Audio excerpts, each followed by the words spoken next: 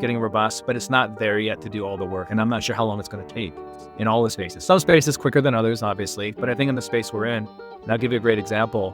For the data curation piece, when I was starting with the movies and shows part of it, I tried to use just purely AI, but I was getting 40% false positives on shows and movies that were in relation to the streaming services because it can't keep up. It's only as good as the information it gets.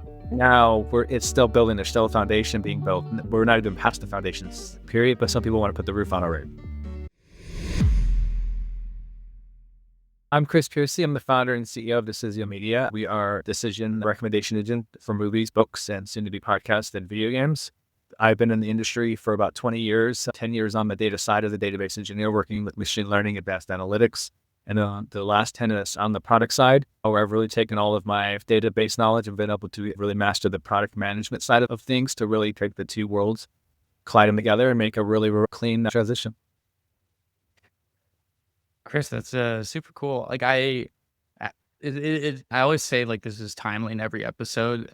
It's because like I'm always having conversations outside of the podcast that happen to like align with the guest I'm talking to that week. So this isn't contrived. Like I really was like talking with a PM and he was showing like a little bit of like skepticism about like AI, and he's like some people like don't know what to ask, and I'm like, well, one, like solve problem. There's ways to design the experience.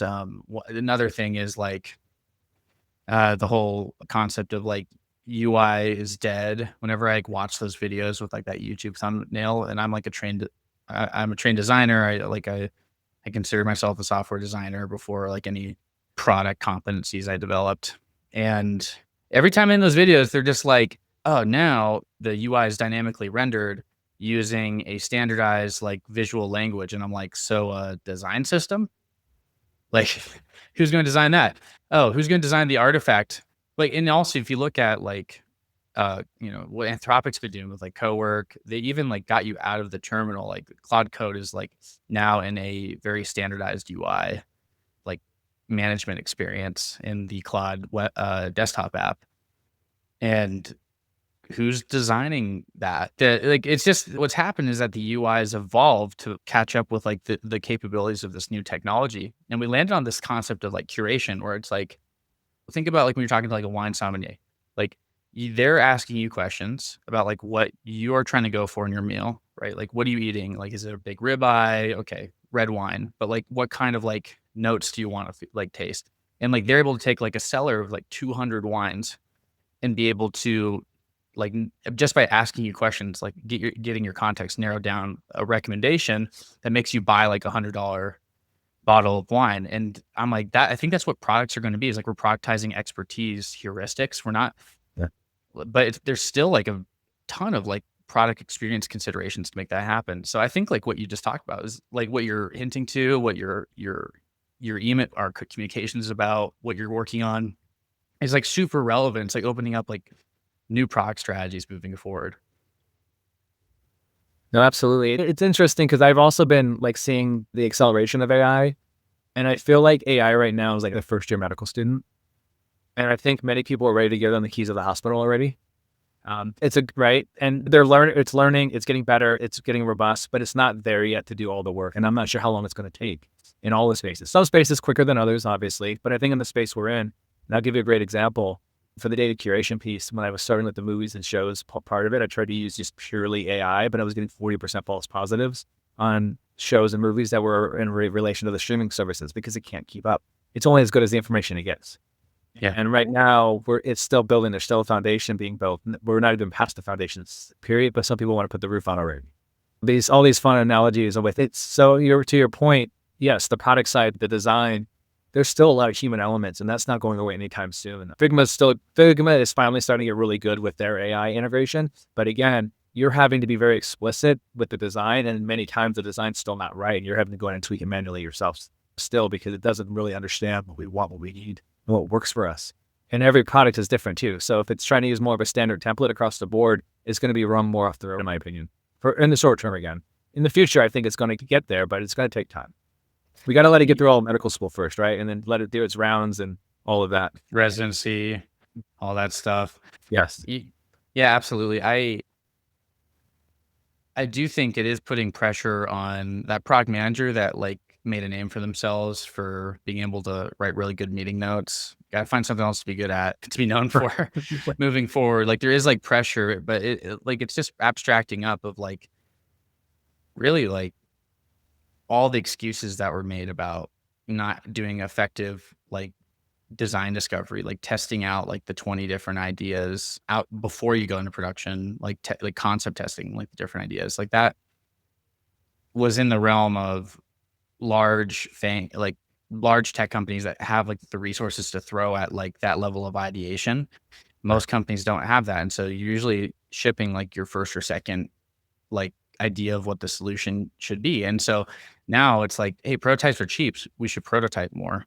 Everyone has the ability to like test out concepts faster.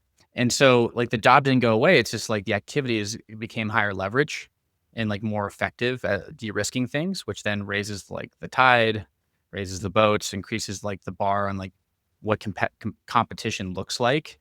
You know, you're not just competing off of like traditional modes of like I have more engineers or like I have more like capital. It is like limited by your creativity, so to speak. Like that's like the only excuse is like you're not being creative enough. Like I mean, like it really just comes down to like you just don't have the imagination for this, so therefore you shouldn't be on this team, or like you shouldn't be like in business if you can't imagine a more creative way to solve this problem.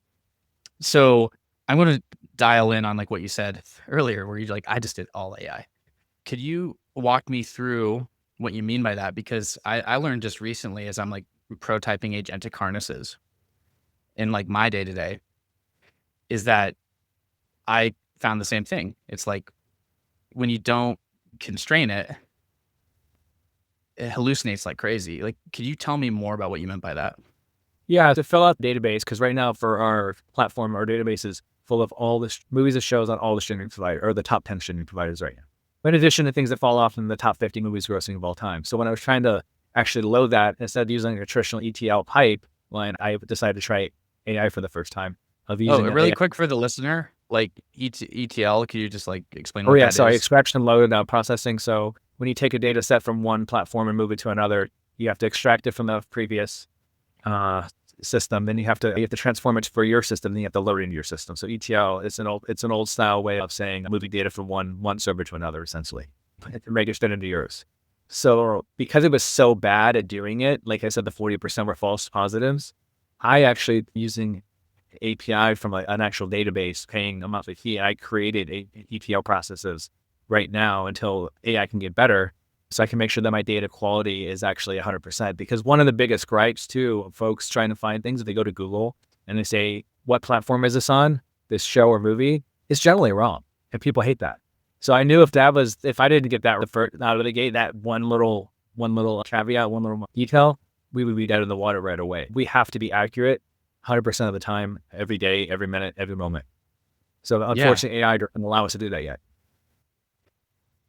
Yeah. And I mean, do we need to, right? I mean, we're also like hitting the economic and physics constraints of like letting AI like do like these repeatable flows. When I was talking to an engineer about this, I'm just like, man, like low discouraged. Like I'm like 3 prototypes in trying to figure out, and I'm like using it as a bit like as a process to like learn, like, okay, how do these hard harnesses work? How does co-work work? Um, and he was talking about how my mental model was wrong. Like I just thought it was like agents, sub agents, because everyone that's non-technical that's playing around with these tools right now, they're like using Obsidian and like a repo, and then effectively just like running agents as like a grooming agent in the repo. But the thing is that it's not a database.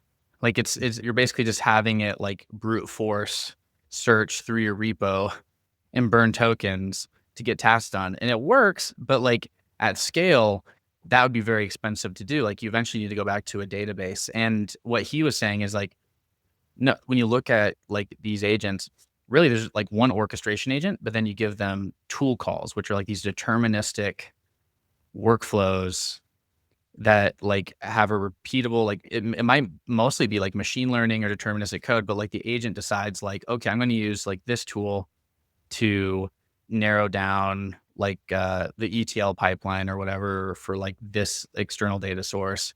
I'm going to run this like Python script in the tool to get it in the right format. I'm going to have a quick sub agent step to like double check if it worked. And then I'm going to like pass that through. And if you do that, it saves a ton of cost because you're not like burning a bunch of tokens, Yep. right? It's Exactly. deterministic. And so I'm seeing like it's like the answer is like you need both. Yes. Well, in your example, like in the example I just gave, I used AI in this case to actually help build it much quicker. It probably would have taken me weeks to build these pipelines out that I was able to build in an hour because of AI. So in this case, again, I'm utilizing it as the first year medical student assisting me Yeah. versus letting run the shop. Yeah, and brute forcing. So, what have you learned in your well, actually, first, like, I have this whole like hypothesis of like people that are like overwhelmed with learning how to use AI in their workflow. They're looking at it through like a tactics perspective. Like this is a technical skill you could put on a resume. And if I say I use Claude and Obsidian on my resume, I'm safe from the mass like job loss. What I'm hearing from you is that you already were passionate about problem space and then you kind of figured out the rest along the way. And I feel like anyone that wants to like learn how to use AI, it's like, well, find a real problem you want to solve, find something that you hate doing, and then try to use AI to solve it. And then you're going to quickly be like, oh, cool, fix that. What else can I do? Okay. And then you go on the next one, the next one. So can you like maybe like walk me through your process of like, why this problem space? Why did you choose this to work on it? Yeah, so this problem space. So I'm a big pop culture nerd, like the poster behind me from a movie. Any movie, I get frustrated, and it's interesting that there's 250,000 titles. This is the hook what I do with my investor pitch. There's 250,000 titles, but nothing to watch, and that's by design. The entertainment industry across the board, whether it's movies, books, podcasts, whatever, podcast doesn't have a good discovery engine right now, unfortunately, and we're aiming to fix that here in the next couple of weeks. But for movies and books, all of these discovery engines, they're incentivized to push you to titles that they profit on, not what we actually want as an individual. And then when you look at sites like Rotten Tomatoes, they're skewed. They're owned by Fandango. Most people don't know this. Fandango's owned by Universal Pictures. So they're definitely incentivized to suppress those scores, which they've been caught doing several times now.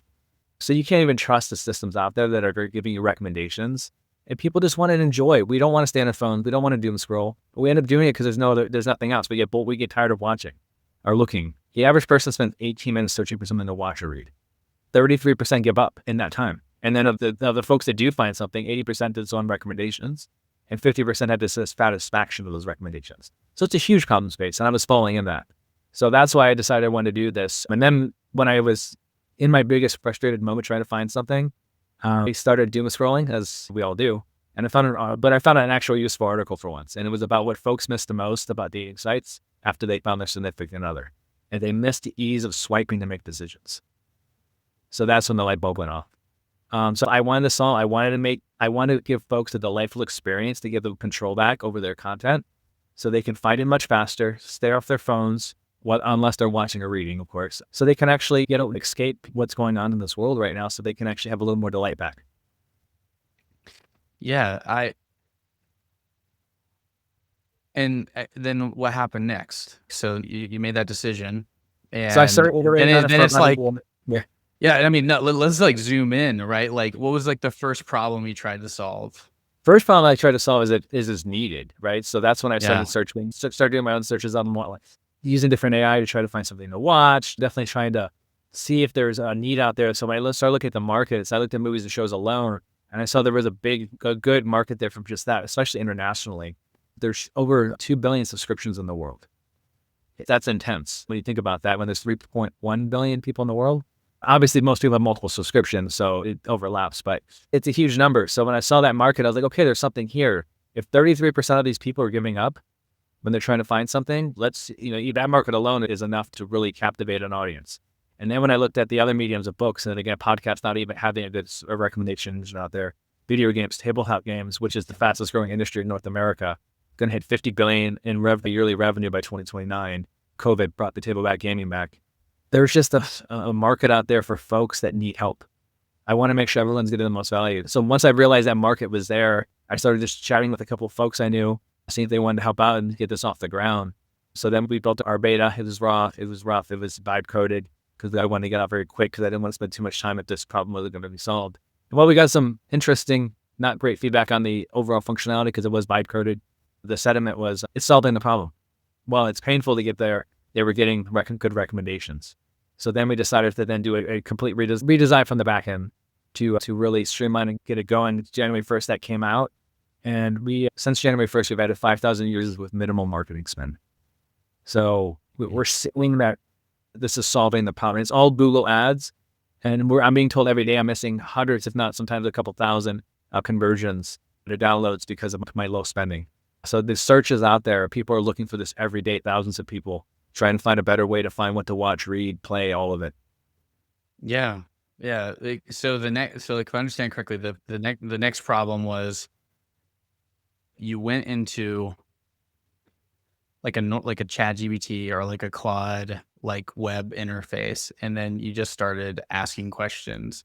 And I'm imagining because I mean, this is what I do when I'm like, I mean, it's like the best way to like mock prototype like an agentic experience is like you hit a wall with that because you have to like repeat yourself and you don't know what to ask. You're like, okay, cool. Like I'll make a GPT that like asks me questions. Okay, now I need to like add like a knowledge base so that it gives me better recommendation. Is that like what it like looked like? You're just kind of like you just brute forced, like tried different I was ways to trying to get right. see the solution was already there within AI. Yes, AI or Google, because Google they have their own little movie recommendation piece, but again, it doesn't know you. It's just going based on some very generic parameters. Yeah. So none of these systems, even with AI, most of the AIs lose context of you unless you load the previous files. That's one of the biggest things that's missing right now and I'm sure that's coming. We know that AI is going to get better with getting to know us, but it doesn't know us, and everyone is different. So recommendations are really personal. And yeah, going through that process of the iteration, I never once got a recommendation from AI or any feedback on who I am that I felt was actually me. It felt very generic for the masses. And again, that's the problem where I'm trying to solve, because that's what all the Rotten Tomatoes of the world are doing. It's for the masses. It's not for you. And then you got to take into account that there's a big piece that is missing to all of this. If there's a movie out there and 1,000 people loved it, but 9,000 people didn't want to see it, no one's capturing intent. There's no way for AI to capture intent or any of these sites. I also wanted to do something where we can capture intent, because if 1,000 people want to see a new release, 9,000 don't. That's the Megan 2.0 last summer. That's a perfect example. They thought it was going to be a home run hit because of the first movie, but they never captured the intent of it. People wanted a 2.0. Yeah. I think we need more of that. We need to start capturing intent, not only within the industry, but within AI. AI needs to understand, it understands that it's starting to understand what we like, but I don't think it understands what we have no interest in. And that's the key differentiator that I'm trying to also create, because I also eventually with my app want to license my own LLMs, and it'll include the intent aspect. Yeah. I do see it over the long term. And this is getting into like big macro pontificating here, but like what you're talking about here is this new class of vertical SaaS business where, we're starting out with like these big, like does everything like companies like Anthropic and Perplexity trying to get market share. But there's an inevitable like unbundling. One of the things I was like joking about with a friend is like, I think because of like all the compute costs going up, because the cost of like making the software has gone down, but the cost of actually maintaining it is going to go up now because of all the compute going towards, making the software. And so like storing and maintaining the software for like cloud apps is going to go down. That we're going to like be racking our own, like we're going to be digitally homesteading and like making our own like server farms in our houses now to store all our digital ownership and IP, and like run our own agents at home, because it just doesn't make sense to pay a subscription moving forward. I mean, it's already happening. There's like an open source library, I think it's called like Flex or something like that you can like an engineer I've worked with in the past is hosting all of his like digital like video library on his Mac Mini, and he showed me on his phone that he like streamed from the internet like a movie from his Mac Mini that's hosted in his Mac Mini. Like it acted as like the server, and I'm like, oh, okay. Like if that's the case for like the hardware, I'm gonna just make a claim and we'll see if like I'm right like 5-10 years from now. the vibe coding interface is going to become like the agentic like harness is going to be the default like user experience for every single app. Like, why would I go to like ChatGPT if like I had like a dedicated like soloware for my movie recommendations, Right. right? Like they build their own recommendations engine on top of your tech stack, right? Like you said, and you have like these specialized agents, but then there's like an expectation that every like experience that you go to between all the tools you use has a on par usable agentic harness to build like use the tech stack to like build your own custom software on top of it. No, I 100% agree. I feel that's where it's going as well, because it's the only way it's going to get to know us enough to Yeah. really be artful on a personal level, the personal assistant level. Because eventually, I think that's where AI is going to be. It's going to be our personal assistant for everything. Yeah. And it's just like physically, it's just not possible for like one company to like handle all those use cases just from a Yep. compute perspective. And so it's like better that you take the cost on for like this like movie use case. Yeah, talking about like the problem, like I like to talk like I think technology, like we know it's like it's happening. There's new businesses coming out. I mean, I've gotten to the point where I just like I find a couple like thought leaders on like TikTok or Instagram, like movie reviewers, and I just kind of like trust their brand of like when they say something's good, like to watch that. But the problem is I have to watch TikTok in order to get to that video. And here's like a real example of like where I'm like, how do I get this like in an LLM? Because like I used to have before I would travel, I'd watch a bunch of like travel videos or recommendations of what to eat. Like for my trip to Japan, I did that. And I just like hate scrolling through reels. I just get anxious. But Like it also like a lot of the videos just are not like that helpful. They're sending you to tourist traps. And I found out like, in Japan, there's like their version of Yelp's like Table Log. And that's like the place you go to find out like good restaurants. So I took like Table Log as like a source in like a perplexity space. And then I just used Perplexity when I was there. So I'm like, hey, I want like a ramen place nearby. I gave it like system instructions on like what we're doing, like, what the trip's about, like what my goals are, I guess my intent, so to speak. And this is a very advanced use case. I don't see like mass market people doing this, but like I understand the technology. So like I was able to configure this and I could just be like in any neighborhood. I don't need to tell it where I am. It knows my location. I'm like, hey, where's a good like hibachi grill place? And then it goes through table log, finds the recommendation, shows a multimodal like map UI of where it is, and I'm like, this is it.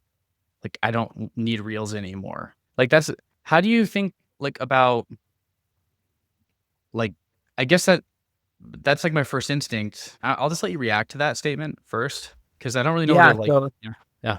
it's interesting because when we think about TikTok, Instagram, because Instagram is usually my go-to, but even then, Yeah. I still get videos that are emotionally charged, and I don't want that. I want to try to keep some of the exterior Yeah. noise out of my view right now. But the swiping is the same across all, right? Everyone loves Mhm. to swipe. Everyone's got used to swiping. TikTok's become a very big swiping app now too, the way it Yeah. works. That was one of the things with when I designed this to four-way is the patent pending four-way swipe rating system. 4 data points. It's left and right, traditional Tinder style. Like I don't Mhm. like. But then we Mhm. have the up and down, which is I want to see, I don't want to see, or I want to read, don't want to read. And I think that to your point, simple swiping without having to answer all the questions is actually even more simpler with what we're doing. Interesting. You can do 50 swipes in about 3 minutes, and you're going to get a pretty decent recommendation. And basically, it's going to look, and that's again, that's providing your intent and your tastes right then with 50 swipes. But you're Yeah. not getting smart. You're not seeing things that are outside of what you're looking for. You're seeing only content to see if you're interested or not, or if you've seen it or haven't. Right. So you're in this case, you're much more laser focused in on what you're trying to accomplish instead of going to TikTok like your point and trying to find the movie review. Um, so I think that's the differentiator there too, is you're not being sucked down the rabbit hole of other subjects by going to TikTok or Instagram, which we all have in us. We'll see a video and all of a sudden we're distracted, and then we go down a rabbit hole. We forgot why we even opened our phone in the first Oh, place. yeah. For like you're trying to get like a research task done. Like what I'm excited about software right now, like the future software, is that it's a tool that you use. It's actually a tool. It's not like some engagement like slot machine anymore. It's like I will pay $100 a month to pick this up and put it down. Like I will pay more money to spend less time in this tool. Yes. And like I like whereas like the cheaper the tool, the more engaging it has to be. And I don't want any tool that my tool should help me get the job done so I can move on with my life. What I see from you is like, oh, like that is a design problem, right? Because you don't want to give them like a questionnaire. TikTok, like it's like, what topics do you like? And it's like a 50 like tab page of like tap on all these things. And even then that's it, like you still have to like behave. Like the swipe, like I think that's like a new design pattern in like AI tools is like instead of having to like prompt your intent, like you shouldn't even have to prompt. Like it's visible on like the Claude apps right now. It's like these multi-choice quizzes that's generating to like based off like your input, your request. It shows like three options, and it's like okay, so like it's a follow up question. It's a dynamic quiz. It's like out of these three, like what do you mean by like this word? Okay, cool. Or or it's more robust, like it's multi-step, like it's like three questions.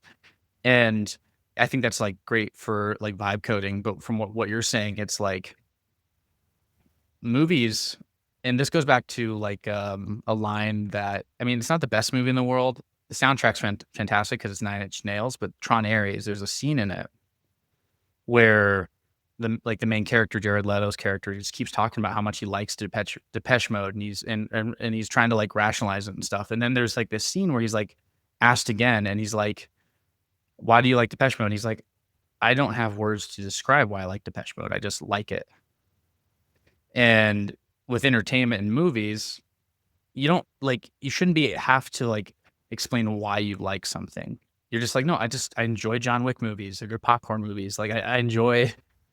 Some people just like the comfort of watching The Office over and over again, and like using like swipes. It's like you're basically like training like the system to like say like you're optimizing for gut feel. Yep.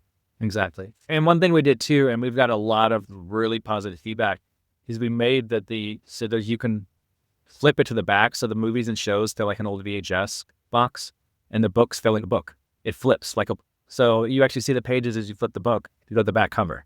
And some people said, especially the Gen X millennial folks, they said this feels like it's nice to have something that feels physical again in my hand. Even though they're on their phone, it feels like they're actually looking at a bookstore when they're on the books swiping.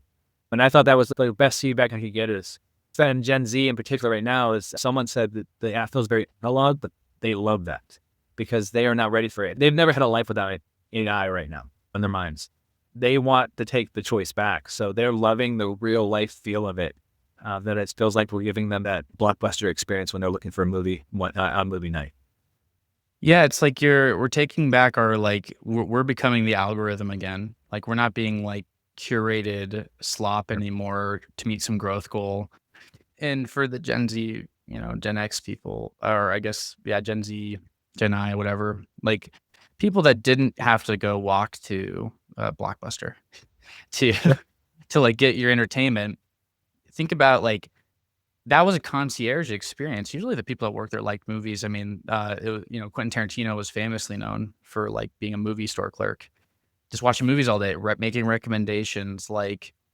But like there's nothing different from like a Blockbuster than a wine cellar. Where like if you have like a really passionate movie store, like video store clerk, they're like, "What are you looking for?" Okay, I'm gonna like walk you through. Like I'm gonna guide you through. I'm your guide. I'm not like telling you what to watch. I'm not telling you like what other people like to watch. I'm listening to you of what you like to watch, and then I'm like taking you to the shelf, and then you physically grab the movie. And it's like, hey, these two, I think match what you're like looking for. Do you want to look at it and stuff, and let me know if you have any other questions. Like I think that's why I'm so like optimistic about like technology now is like, oh no, like the customer is still the algorithm. You're just like helping like provide expertise in the form of like filtering criteria based off like very vague intent.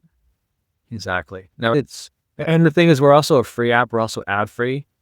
So we're also really just giving you the experience. Like I'm trying to really give you the Blockbuster experience on your phone because ads would ruin that. You can't do it with ads. And then at the same time right now, folks are struggling. We know that's the hard truth. And I want to add value to their life. So I want to give them a delightful experience that they don't have to pay for, so I can add a little value. Now on the book side, we have the option to buy now. We have an affiliate program. Full transparency. We got to make something somehow. So we do get a little commission on every book sold through the app. So that's going to be key for us to make sure folks are really buying in there. But again, other than that, we're even being ethical with your data. Because that's another big thing now too, is data's everywhere. If you go to one site, search something, you go to Amazon, and now it recommends it for you. And people hate that. They hate that feel. Well, it's not all people, but some people really hate that feel of feeling like they're being spied on. And we're not collecting personal data. Some demographic is optional. That'll help your recommendation because we'll do some covert matching there as well. But we're definitely trying to make this your experience and not share with the world. Yeah. And like also like why, like I was going to ask like, oh, what's like the money model here? But effectively you're creating like a better distribution channel for like an influencer, selling affiliate links. So like Founders Podcast is like how I find business biographies now. It's this guy he just reads business biographies. He like, gives you like an hour-long profile on the book, tells the story. It's super interesting. It's like if like true crime was a business podcast, it's like true business. It's like instead of true crime. But at the end of the book, it's like, hey, I encourage you to buy the book, read the full story. Like if you use the affiliate link, you're supporting the podcast. And I'm sure he makes a ton of money off of like the affiliate revenue of like, wow, like you're basically giving an hour-long trailer of like a book for like that business segment. But like what you're doing is like, I don't want to like have to follow a bunch of like influencers and like have the risk of like wasting time or an hour or like, getting caught in a TikTok rabbit hole. I just want to like, shoot, looks like I'm echoing. I'll talk a little bit quieter, but I just want to give my intent and then come back with like a recommendation. And if I'm like, cool, sounds good, makes it super easy to just like affiliate link through Amazon to get the book or buy like a digital copy of the movie for like your library. It's like, cool, thank you. I found it. Like, absolutely. Now we are eventually, once we get to scale, there's going to be some data sales, but we're going to create user personas, not going to be individuals again. We'll aggregate it at a persona level, and then we'll create different kind of viewing personas, and then we'll attach the swipe data to that, and that'll be sales to the different industries to help them understand what people actually want. Because maybe right now, 250,000 titles, do we really need that many titles right now on all the streaming platforms? That's a lot of titles at any given point. So maybe they'll start to realize they can downsize their licensing to be a little more deliberate with to deliver for our intent. So maybe they can even eventually lower the prices. Because as we see every month, like what Netflix is in the $30 range now. Yeah. They're just slowly going up. The average person spends $120 a month on streaming services now. If they have. Yeah. And you say you're claiming that's a data problem. Absolutely. Well, data problems, but on purpose. It's a purposeful data problem. They want to overwhelm you. So when you log into Netflix, you don't want to search. You just look at what the top 10 movies are. And then you open those up. All 10 of those movies make Netflix a boatload of money. But your satisfaction is probably not going to be the greatest when you're done with the movie. But yet, it's still in the top 10 every time. It's funny how half the top 10 titles, those trending titles, are never great. But you could find some really good hidden gems. Like I use the app regularly. Obviously, I need to. It better work for me. Yeah. And right now, I'm at 63 of 64 loves on the recommendations. There's only one time I wasn't a fan of the recommendation again. Everyone's never going to be 100%. We know that. But still, like I'm shooting at about 98% right now. And that to me tells me that I've now taken a lot of my time back and I'm bringing the light back into it. Yeah. It's also, I never thought of that, but like, it's like a new business model where like data sales used to be just raw data sales and it was up to the customer to figure out what to do with it. But like you're not selling the data, you're like abstracting it out to be more of because like data sales has always been about like more like direct marketing data, like selling someone's email and stuff like that. But here it's like, no, we're not going to sell your email or like personal identifying information. It's like you're using the usage data to effectively craft like a synthetic persona like user, which is becoming more popular. Like, I mean, for fun, I like used this interview loop between like two agents to create like synthetic coworkers of my teammates. And so like I would be like, look at all like the Slack data and like, kind of act like you're them. And like, I'm going to ask you some questions to get like your philosophical DNA, because then it's like, oh, cool. Like I could just be like, oh, how would so-and-so like react to this comment? And usually it's not like too far off. Like it just like allows me to, like, red team without like before the meeting, so like I could tighten up like my pitch or like back off on a point. And I think that's like what's missing is like, oh, if you have like more synthetic users, you have better like marketing campaigns, positioning campaigns, instead of like these very invasive like direct marketing pushes where you're like actually like getting in someone's life.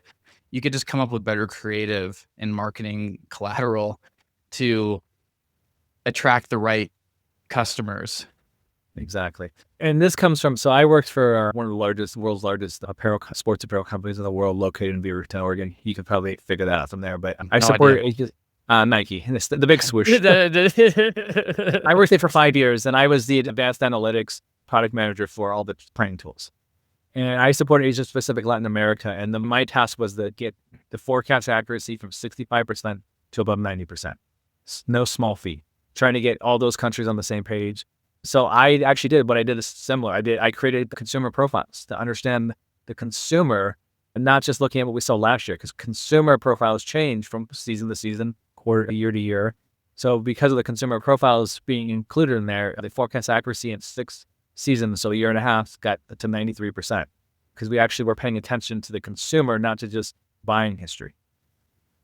Yeah, and you're looking at I mean, I just read like a case study about Nike of how like um when it stopped its like retail relationships and it like moved away from sport specific verticals on its site, like it just grew by like when it switched from like running, basketball, etc., and it just went to men's, women's, like a normal clothing store, like it completely lost all competitive advantage that it had over time, and they had to like bring back like, no, if you're a runner, I mean, what made Nike beautiful, like from the get go, is the fact that like Phil Knight was selling Onitsuka Tigers, which I'm like wearing a pair right now. It's got him in my Japan trip. You know, he's selling Onitsukas out of his car at running meets, like because it's like completely the right like consumer vertical of like these are people that want to run, they want healthy feet, like they want to feel good running, they don't want to like hurt their knees.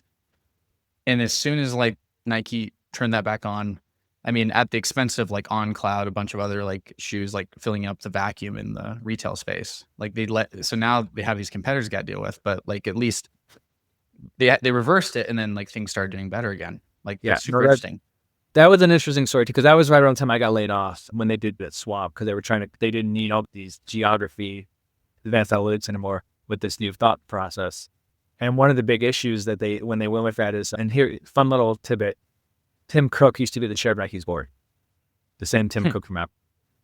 John Donahoe, who came in as CEO, was really close friends with Tim Cook. He handpicked them. They wanted to change, they wanted to become a digital company and be direct to consumer digital and not a sports apparel company anymore. And that was Tim Cook's idea. And it failed. They lost, I think, 30% of their value during that time.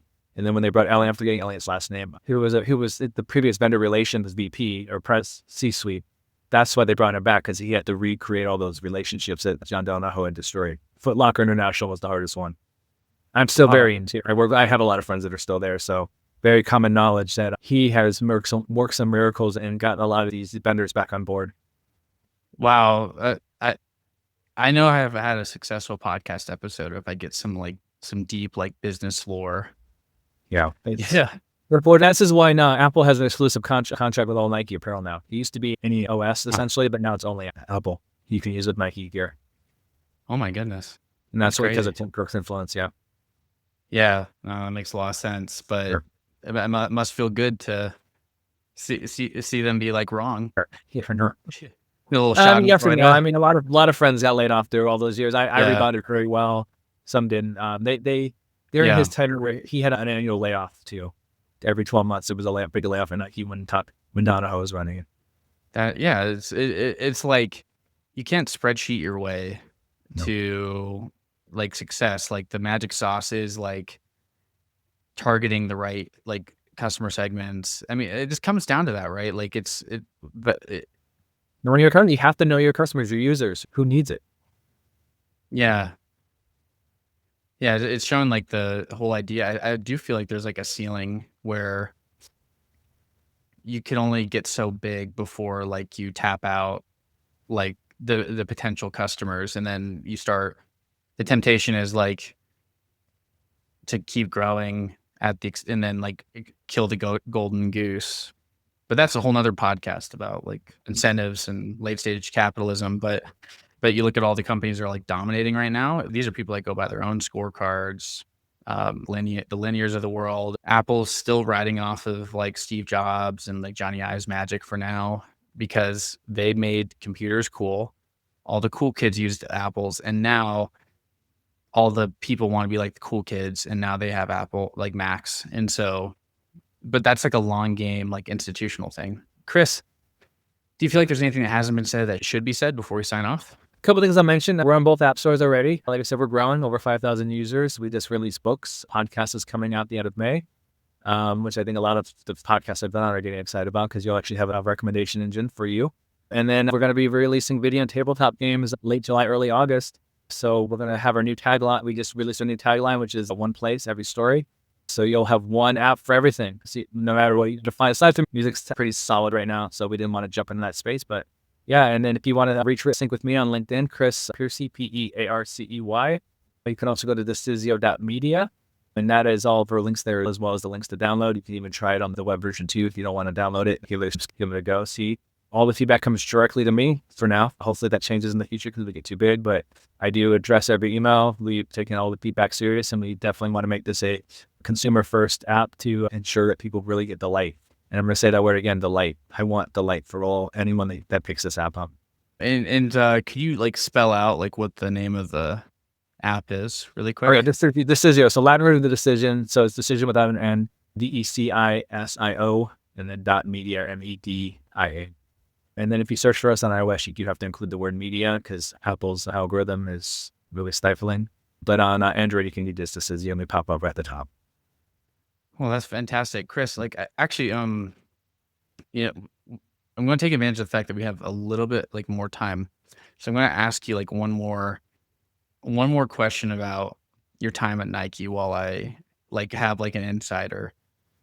What is one way that you run your current startup based on your time, like your experience with Nike? Yeah, Nike has some maxims, and one is, and I'm going to misquote it, but it's about moving fast, moving as fast as you can, and continuing to improve as fast as you can. And that's the biggest thing for me, as I took it from Nike, is moving fast. And every move you make is meant to improve what you're doing for the person using your product. Yeah, the Patagonia founder, I was just listening to like his autobiography, and he was talking about how, I mean, he was effectively like the R&D guy for like all the Patagonia equipment, right? And he was Yvon Chouinard, I think that's how you say it. And then like he had like a CEO to manage the business. He had the ownership structure to be able to like pick his job, and he was just always testing out his equipment, coming back to the team, giving feedback, and like he was the customer. He was like the first customer. He was always like improving, refining like the product and stuff.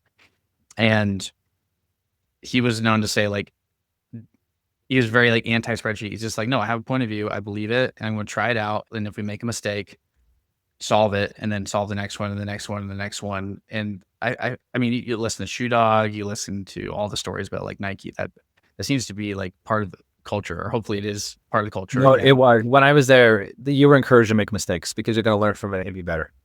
Yeah, of course. Sure. So how do you do that with your team? Like, now with the team, so that's, we're a team of 7 already, so we're growing fast. Yeah. I struggle at times with, I should say, allowing folks to make mistakes, because I try to make sure that I protect everybody. That's the leader I am. So I'm struggling to take guardrails off at times when the things are more complex. I try to keep my hands in there, but I'm working hard to give more to folks to make mistakes. I think this early stage right now, I try to control a little more of the mistakes, because a small mistake now could be detrimental to us. Right now in the long run, it won't be. So I'm trying to find out that balance. So that is a hard one. That's a hard one for me, and that I'm working on. Well, I've always felt like and I think you're handling it the right way, because like I've thought about it a lot. I'm like, wait, so you're just giving them the excuse to lose money with no accountability. I do think there's like and I keep like using like the F1 metaphor, where if you like, I watch Drive to Survive, and it's like stressful at times, and I have to like take a break. because it's just a bunch of people being like, am I going to lose my job? Like every episode, am I going to lose my job? Am I going to lose my job? Because like you have to perform. And in this last like season that came out, there was like discussions of like, hey, we really need you to like win this race because like you need to get at least second place so that we could get like bonuses for everybody because everyone's been working hard and like it's gonna make a difference for everybody here if they could get their bonus. And there's like and this like Kimmy Antonelli, like he's a 19, like not even like 20-year-old kid, like with all this pressure to like give people a bonus. He's not even close to having a family or being married. It's like, but if you don't perform, you lose your seat. And so I feel like the counterbalance, like the nuance to that like whole statement is, yeah, you're allowed to take mistakes, but you also have to take like the downside as well. And like having like the accountability to be like to have the ball control. It's like give me the ball. And like if you want to have the ball and like take your shot, you have to be like aware of the price being paid of you, we will hold you accountable. It's not like you'll get fired, right? But it's the idea that if you really think that like your idea is awesome, like realize that like I'm not gonna like pay the bill for you every time. And if you fail, it's like maybe you won't get the ball for a while. Yeah. No, and the other thing too is we don't have the luxury of time right now with major failures because we are trying to move fast to grow and keep the traction going. Because the slower we move, the faster someone else can move in and overtake us. Try something similar. Yeah. So we have to establish that market presence first, and then we'll have a little more freedom to make a lot more mistakes. Of course. Of course. Chris, thank you so much for coming on the show. And I was super delighted to use your work to find out about like your background into, business history on like Nike. And I wish you the best of luck on this endeavor. It's been a real pleasure on the show to see all the new entrepreneurs and coming out of like this new macro trend. And so I'll be keeping an eye on you. You have a good one. Thank you so much for your time, Caden. Have a good one. Hey listener, thanks again for listening to The Way of Product. As we power down today's session on the fusion of creativity and technology, let's solidify the energy you've gotten from our dialogue today. If you've gleaned insights or strategies that could turbocharge your projects, I have a small but powerful ask. Swing by the platform where you're hearing this and leave a review. Think of it as your digital high five to us. It's a fuel that propels this content to more creative technologists like you, amplifying the impact of the shared knowledge. So until our next interview, keep pioneering and pushing the envelope. Thanks again for lending your ears and your imagination to our community. Catch you on the next download.